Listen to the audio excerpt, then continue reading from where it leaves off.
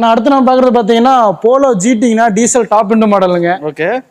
Registration number பார்த்தீங்கன்னா உங்க ஊர் பக்கம் தான். எங்க ஊர் பக்கம் தான். திருச்சி நம்பருங்க. திருச்சி. 2015 செகண்ட் ஓனர் கண்டிஷன் இருக்குங்கன்னா 94,000 ஓடி இருக்குதுங்க. 2015 மாடலுங்க. செகண்ட் ஓனர் கண்டிஷன் இருக்கு. 94,000 கிலோமீட்டர் ஓடி இருக்கு. இதோட ஆப்ஷன்ஸ் பார்த்தீங்கன்னா உங்களுக்கு power steering, power window, AC, alloys, air bag, central lock system சொல்லி ஃபுல் ஆப்ஷன் வந்துருங்க. இன்டீரியர் அவுட்லுக் பார்த்தீங்கன்னா ரொம்ப சூப்பராக இருக்கும். பிராண்ட் நியூ சீட் கவர் தான் போட்டிருக்கிறாங்க. டென்டோ ஸ்கிராச்சோ இல்லாமல் தெளிவாக இருக்குங்க வண்டி.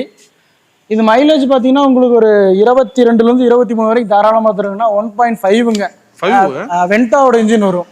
ஓகே. அதாவது ஜெர்மன் டெக்னாலஜி, ஜெர்மன் கார் ஓட்டணும், ஆனால் மைலேஜ் ரேஞ்ச் நல்லா கிடைக்கணும்னா டீசல் போயிடுறது தான் பெஸ்ட்டு. டீசல் நீங்கள் வந்து பார்த்தீங்கன்னா வென்டா போனாலும் சரி, போலோவில் வந்து ஜிடி போனாலும் சரி, அப்படி இல்லைன்னா ஸ்கோடா ரேபிட் போனாலும் சரி, இல்லை ஃபேபியா போனாலும் சரி, உங்களுக்கு மைலேஜ் வந்து பார்த்தீங்கன்னா அபோவ் 20 தான் வருங்க.